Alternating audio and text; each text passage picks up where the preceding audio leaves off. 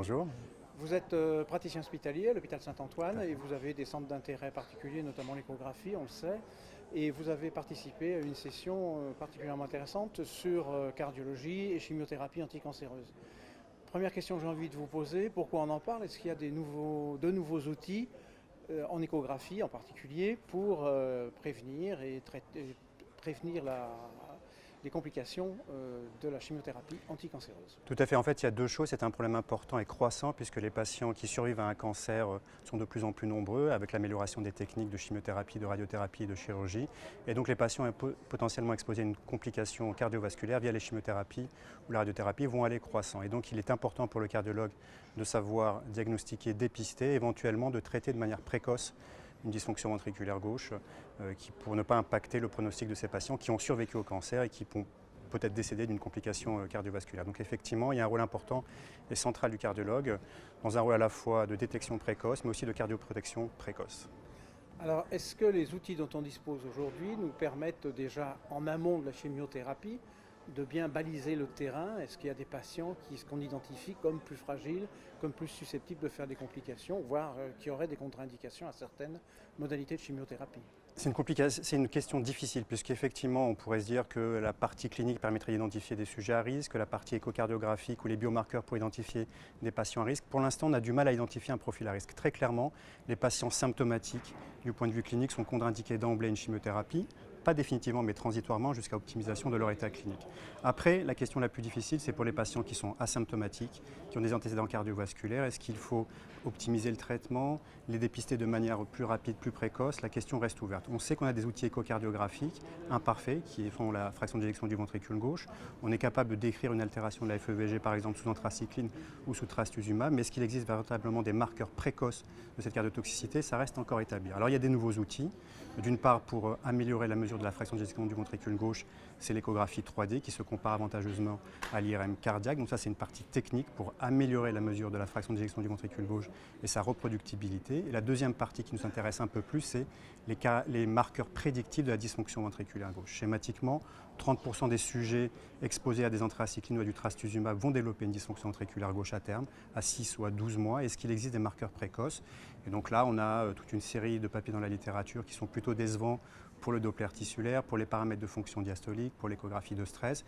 Et ce qui semble être intéressant actuellement, c'est l'imagerie de déformation, les paramètres de strain et de strain rate qui ont un peu le vent en poupe, on va dire, qui sont des marqueurs intéressants, qui sont utilisés par plusieurs équipes et qui sont apparus dans les recommandations de 2014. Vous parlez de plusieurs équipes, ça veut dire que pour l'instant, ce n'est pas encore descendu dans la rue, si j'ose dire. C'est difficile parce qu'après, une fois qu'on a dit qu'il faut utiliser le strain, il y a plusieurs problématiques. Il y a des problématiques techniques, il y a des problématiques quel est le seuil qu'il faut utiliser, à quel moment il faut le mesurer. Surtout, la question qui n'est pas encore résolue, c'est que faut-il faire une fois que le strain est altéré au décours d'une chimiothérapie par anthracycline ou par trastuzumab? Est-ce qu'il faut arrêter la chimiothérapie? Est-ce qu'il faut introduire un traitement bêta-bloqueur ou ISC? On n'a pas encore la réponse. Donc on a des outils naissants qui sont des outils de cardiodétection, mais on n'a pas encore la stratégie de cardioprotection associée à ces marqueurs précoces. Voilà un petit peu ce qu'il manque pour le moment. Est-ce que j'ai bien compris qu'on n'est pas encore en amont de la chimiothérapie, on reste dans le domaine hospitalier? Alors pas tout à fait. Je pense qu'il faut que le cardiologue de ville soit rompu à une mesure de la fraction d'éjection du ventricule gauche extrêmement robuste en Simpson biplan, et ça il le fait parfaitement déjà. Et après, si on doit utiliser en ville effectivement les marqueurs de déformation, il faut être extrêmement rigoureux à ce moment-là. C'est le même opérateur, la même machine, dans des conditions de mesure parfaitement calibrées, pas avec un patient hypotendu, anémie un jour et puis normotendu le jour suivant. Donc il faut vraiment que des conditions de mesure soient extrêmement bien ajustées, reproductibles. Et à ce prix-là, l'outil de déformation est intéressant. Après, une fois qu'on documente l'altération de la déformation myocardique, que fait-on? Et donc là, c'est vrai que c'est une discussion entre le cardiologue de ville, l'hospitalier et surtout l'oncologue, puisqu'on ne peut pas arrêter un projet de chimiothérapie sur l'altération d'un seul paramètre. D'accord. Je rebondis sur ce que vous avez dit tout à l'heure. Vous avez dit les patients symptomatiques. Il y a longtemps qu'on traite les dysfonctions VG asymptomatiques, ça fait quelques dizaines d'années. Alors est-ce que ces dysfonctions VG asymptomatiques, pour vous, c'est le même problème ou ça se résume juste à la valeur de la fraction d'éjection? Oui, enfin, il y a schématiquement deux situations. La patiente ou le patient qui a une fraction d'éjection du ventricule gauche modérément altérée avant de rentrer dans un projet de chimiothérapie, schématiquement les FEVG inférieurs à 55%, entre 50 et 55%, c'est un marqueur de risque de développer une dysfonction ventriculaire gauche sous chimiothérapie. Et très clairement, il faut les traiter avant de débuter le projet. Il ne faut pas les contre-indiquer, mais débuter un traitement cardioprotecteur parce que l'on sait faire, IEC, bêta-bloquant, et débuter la chimiothérapie. Les fractions d'éjection en deçà de 50% sont en théorie contre-indiquées à un projet de chimiothérapie, mais je crois qu'il y a encore la place là pour, d'une part, une évaluation cardiologique, un traitement cardioprotecteur et débuter la chimiothérapie sous couvert d'une surveillance rapprochée.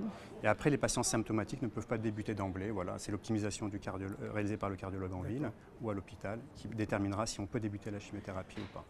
Et je suppose que les patients qui ont été vus par l'oncologue sont revus par l'oncologue et par le même cardiologue. Quelle est la place du cardiologue de ville dans ce suivi au long cours? Centrale, puisqu'il y a une véritable inertie. Ce que l'on constate actuellement dans les données de registre essentiellement américaines, c'est qu'il y a une véritable inertie dans la prise en charge de ces patients-là. Schématiquement, les patients qui sont très très bien suivis sont les patients qui ont été symptomatiques ou qui sont symptomatiques avant de débuter une chimiothérapie. Mais lorsque vous avez une dysfonction ventriculaire gauche asymptomatique qui est diagnostiquée à un moment ou à un autre par l'oncologue ou par le cardiologue en charge du patient, il y a une véritable inertie. Bon, schématiquement, 30% des sujets reçoivent un traitement par IEC et bêta-bloquant, 45% voient un cardiologue, et donc il y a un véritable champ d'exploration là et d'amélioration des pratiques autour de la prise en charge des patients survivants à une chimiothérapie et à un cancer. Et donc là, c'est vraiment une place importante pour le cardiologue. Ces patients doivent être traités, pris en charge, comme des patients qui ont une dysfonction ventriculaire gauche d'une autre étiologie. Voilà. Et c'est des choses qu'on sait depuis très longtemps. Qu'on sait depuis très longtemps, mais qui ne sont pas appliquées. Il y a des conférences de consensus pour écrire très clairement. C'est un peu des portes ouvertes que l'on enfonce, mais pour écrire que très clairement, les patients survivants doivent être pris en charge par un couple oncologue et cardiologue. Dans le mot de la fin, j'espère que cette intervention va permettre d'améliorer un petit peu ce pourcentage. Même beaucoup, ce serait bien. J'espère. Merci.